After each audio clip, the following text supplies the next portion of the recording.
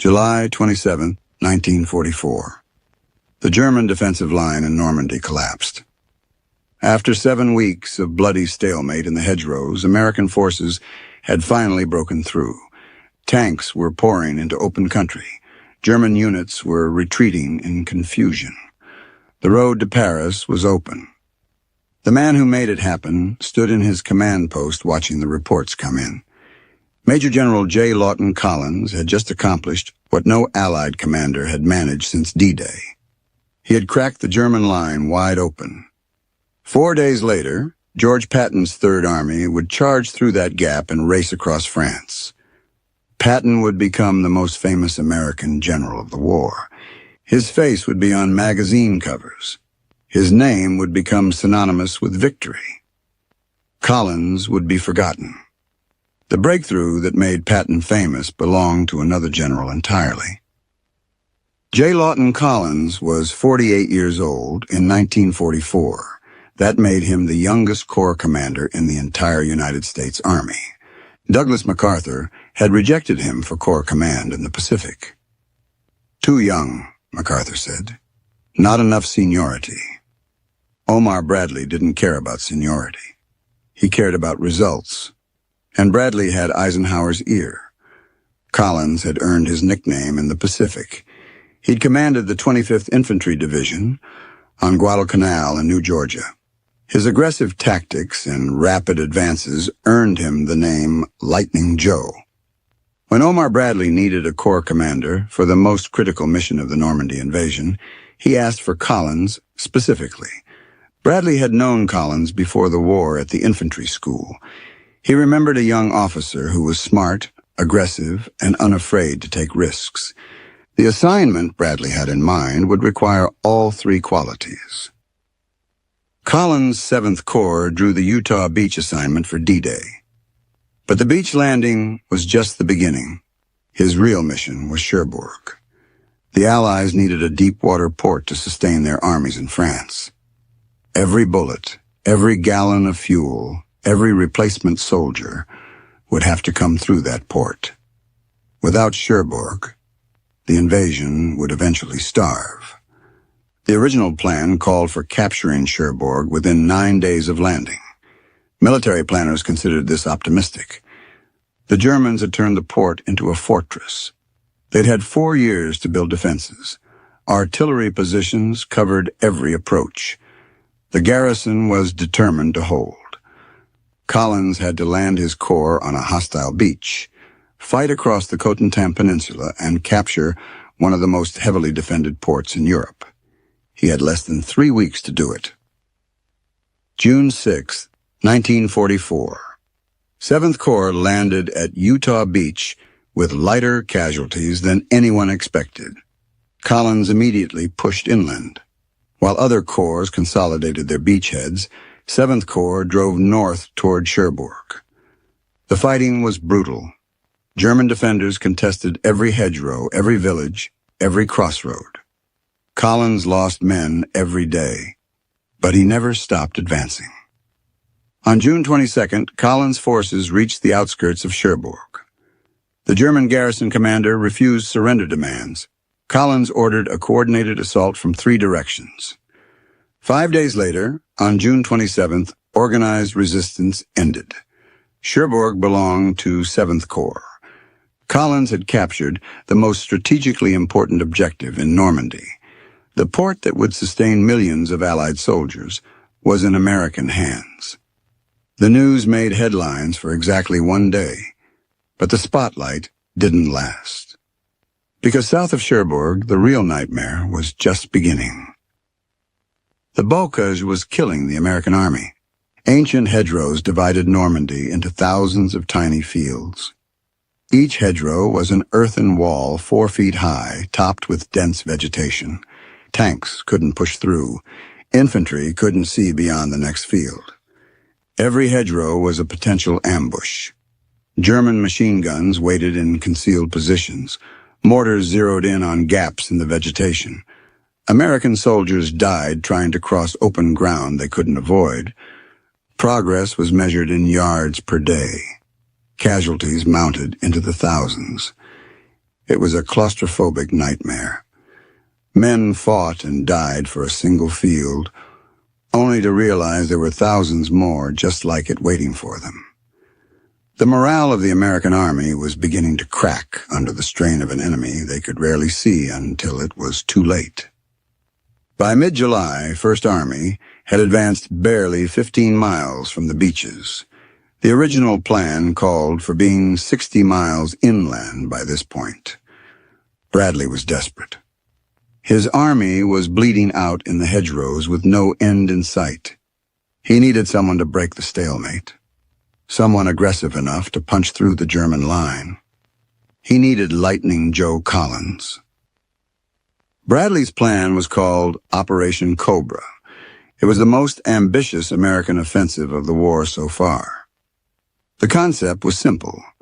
Concentrate overwhelming force on a narrow front, blast a hole through the German line with carpet bombing, then send armor pouring through before the Germans could recover. The execution would be anything but simple. Bradley chose a 5-mile stretch of road west of St. Lo as the breakthrough point. He assigned the assault to 7th Corps. Collins would lead the attack. Some officers questioned the choice. Collins had just finished the Cherbourg campaign. His corps was exhausted. Why not give the mission to fresher troops? Bradley's answer was blunt. Collins was his best corps commander. The breakthrough required aggressive leadership and quick decisions. Collins delivered both. The fate of the Normandy campaign now rested on Collins's shoulders. July 24th, 1944. 2,000 American aircraft prepared to deliver the largest tactical bombing mission of the war. Then everything went wrong. Weather forced the postponement, but not before some bombers had already released their payloads. Bombs fell short.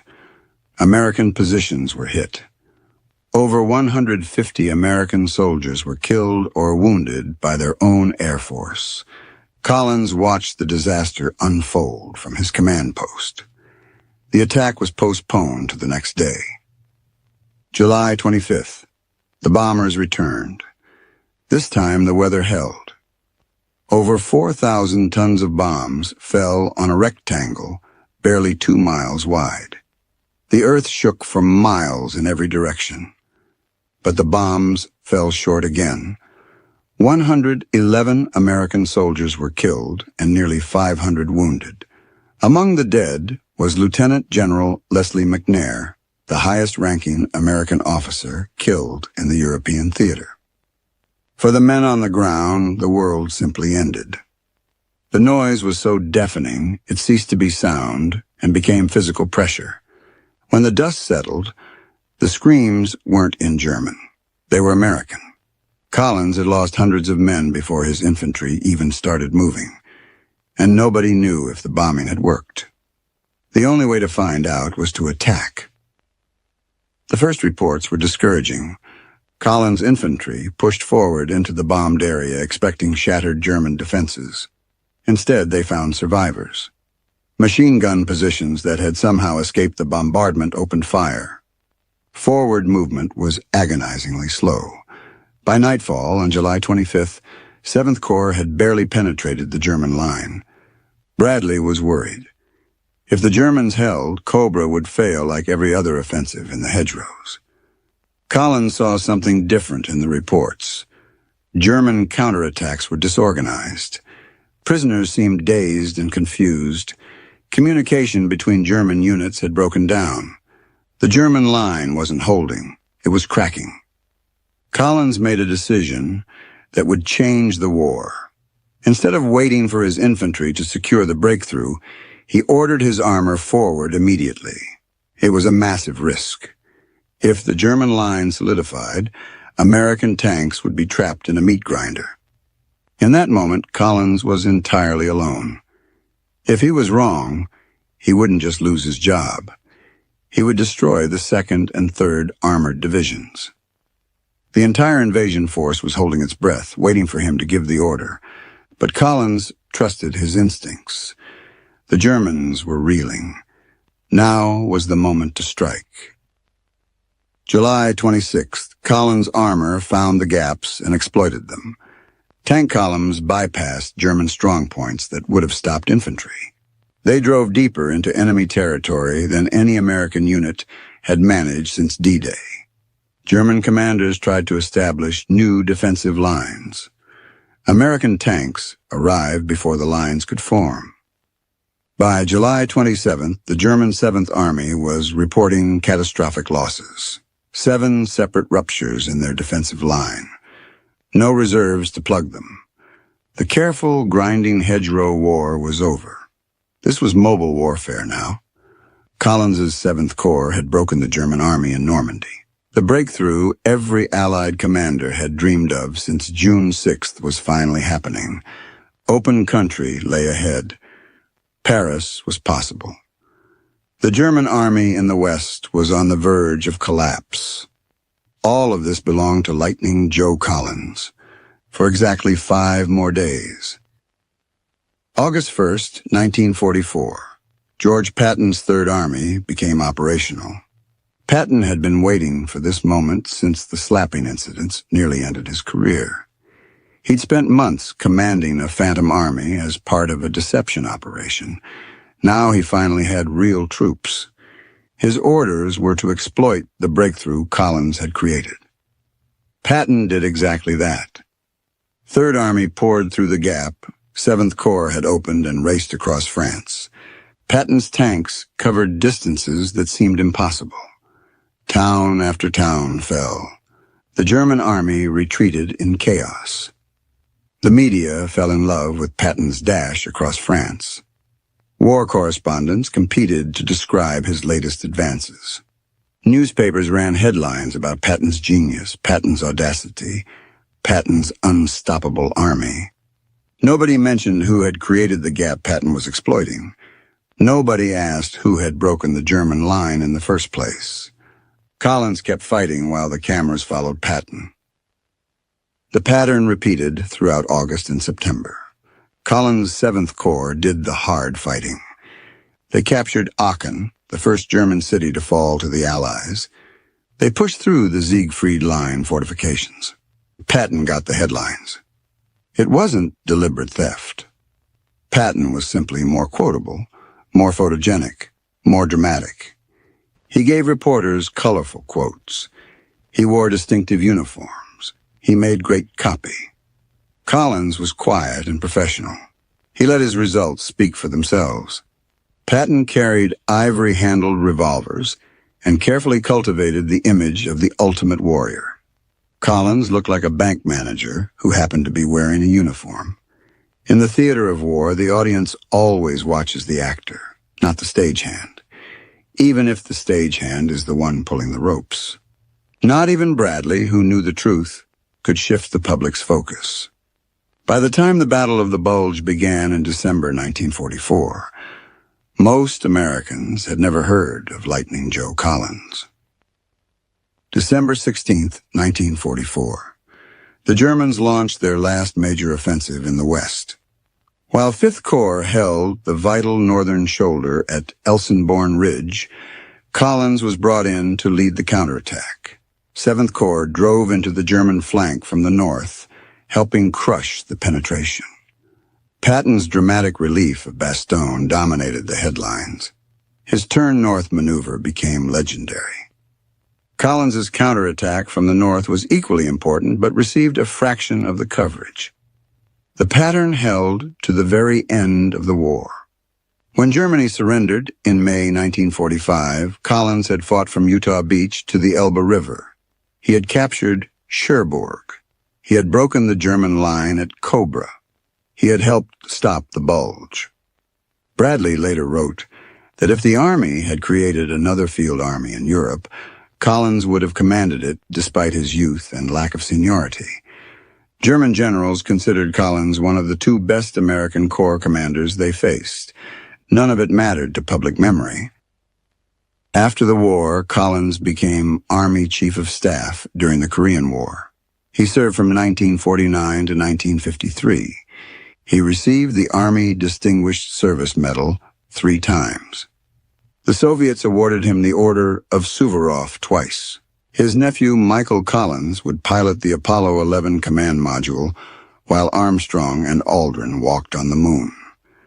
None of it made Lightning Joe Collins a household name. When Americans think about the Normandy breakout, they think about Patton racing across France. They don't think about the general who made that race possible. Cherbourg's capture is a footnote. Operation Cobra is remembered for what came after, Patton's race across France, not for who made it possible. The youngest corps commander in the Army won every major engagement he fought. He delivered the most important port and the most important breakthrough of the campaign. History forgot him anyway. The men who served under Collins knew what he had accomplished. Bradley knew. Eisenhower knew. The public never learned. Collins died in 1987 at age 91. His obituaries mentioned his service, but couldn't make him famous after 40 years of obscurity. Patton's legend only grew after his death. Movies were made. Books filled shelves. His face became the image of American military power. Collins got a paragraph in other people's biographies. The breakthrough that changed the war belonged to Lightning Joe Collins. The credit belonged to someone else. That's how history works sometimes. The man who does the heavy lifting isn't always the one who gets the statue. Collins understood this. He never complained publicly. He just kept doing his job. But none of that changes what happened on July 27, 1944. The German line broke. Lightning Joe Collins made it happen. Patton made it famous. Both statements are true. But history has a habit of remembering the thunder of Patton's tanks and forgetting the lightning that struck the blow.